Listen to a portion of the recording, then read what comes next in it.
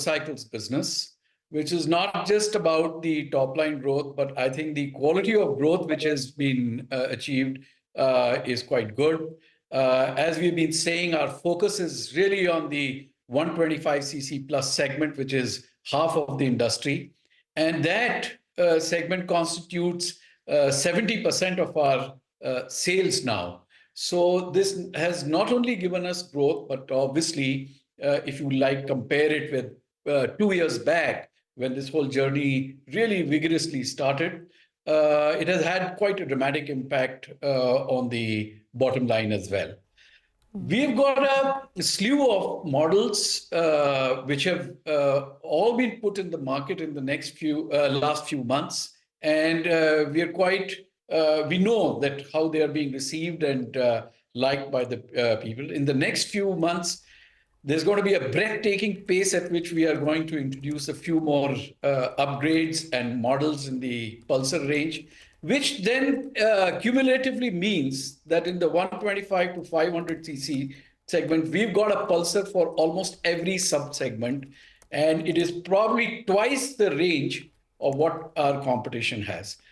This combined with the backdrop of a reasonably optimistic outlook in the industry, 8 to 10% growth overall. Perhaps the 125cc segment will grow even faster than that.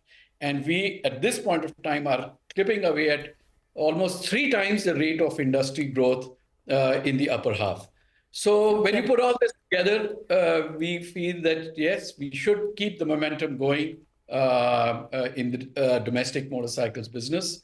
The three-wheeler business, as you know, is rock solid. Mr. Sharma, I'll come to the three-wheeler business in a bit, but I want to, just complete this loop on the domestic two-wheeler business, right? The retail market share has grown at a very impressive pace. I mean, if you look at it, two-wheeler retail market share has seen a 150 basis points year-on-year bump up. Can you tell us what is the market share right now, or, in absolute terms, and what do you see as the two-wheeler retail market share for Bajaj Auto, say by the end of FY25? Well, Sonia, our first metric, which we all are very aligned to within the company, and that is what I'll talk about, is the market share, retail market share in the top half of the industry. That is our strategy and the metric which we first jump to at the end of the month when the results come, is to see how the market share is behaving in the top half. There, if you see, we have reached about 31% exit of Q3, and we are in striking distance of total leadership over there. Within that, you know that the real home ground of Pulsar and of Bajaj has been the 150 to 250cc segment, which we call the sports segment. There has been a remarkable turnaround over there. We've gained 8 percentage points of market share between FY23 and December. So what was 32% in FY23 has now gone to 41%, and we are looking for more on the basis of the product launches and upgrades which have lined up, which I just spoke about. So in the upper half, it's a very good performance. In the bottom half, which is the 100cc segment, the market share is sort of eroding, particularly in the 100cc executive commuter segment, and which is 50% of the industry. We have decided not to play the red ocean game over there, but just to go along with the industry in that bottom half. So because of the weight of that segment, the overall motorcycle market share has moved up only by 1 percentage point. But in the strategic area of focus, it's a substantive jump forward. Okay. The market share in your electric two-wheeler segment has also been rising. That's because of your expansion of the distribution for the Chetak, right? So the e-two-wheeler retail market share, I think now is at 13% as of Q3 FY24. What are you targeting since you are expanding your distribution in Chetak further? From this 13% market share in the e-two-wheeler space, how much do you think you can take it to over the next 1 to 2 years? Well, the exit market share was around 14%. Unlike the more mature motorcycle category, where there is a certain kind of equilibrium established, etc., the focus of our focus in the Chetak side is to continuously improve our volumes month on month and quarter on quarter. So, at the beginning of last quarter, we had said that we'll breach the 10,000 mark in quarter three. Now we're saying we'll try to breach the 15,000 mark in quarter four. So capacities and other things are being lined up, have been lined up for that. Now, where exactly the chips fall depends also on competition. There have been, sudden moves, surprise moves. So we are really not focused on market share beyond the fact that we have to be on the podium. But the most important thing is to continue to significantly keep increasing the volume, and then let's see where the share comes to.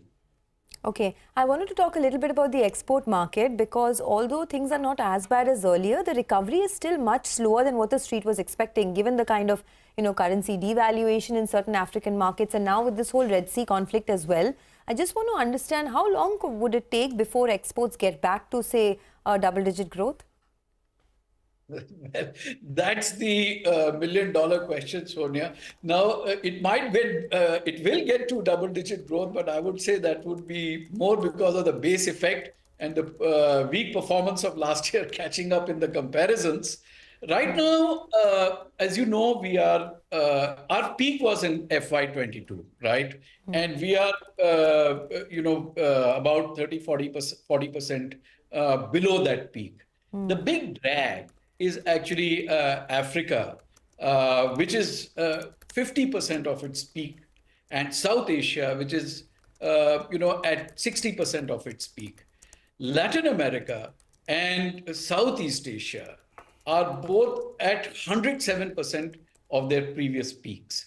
But the weight of Latin America and Southeast Asia in our portfolio is only about, let's say, 35%. So as a result of which, there is, when you look at the overall numbers, it is, still negative.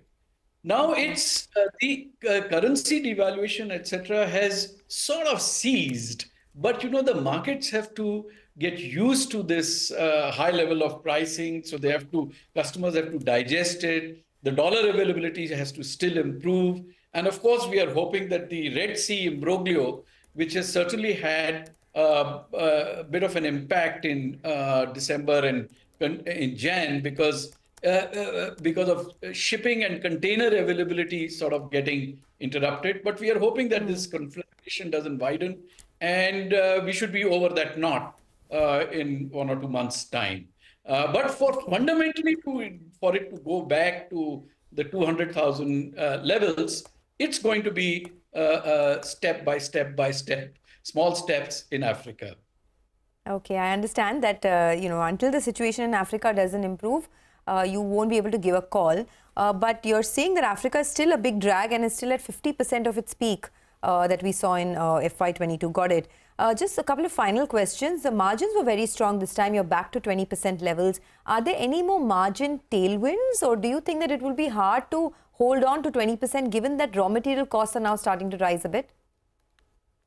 See, it's very difficult to talk about the margins with any degree of finality, but because they are a blend of not just the product mix, but also of the country mix and the BU mix, as you know. Because there are 3-4 businesses out there and multiple countries, and each can have an impact. However, given the last quarter, and if we just sort of extrapolate on that basis, we are not seeing any major headwinds on commodities, etc. We are seeing, like I said, the domestic business, both three-wheelers and two-wheelers, firing away. Chetak's contribution will increase. It might just pull back the margin tag. So the architecture is more or less in place. After that, it's a little bit of arithmetic, as to what mix, country mix and BU mix, how that changes. But individually, the architecture of the margin structure is very much in place, and we expect it to continue into the next quarter. You can hold on to 20% margins by the end of this fiscal, right? Just trying to get at that. Yeah, I mean, if no wheels come off, Okay. because of any sudden events, etc., we are not seeing any disturbing scenario in Q4.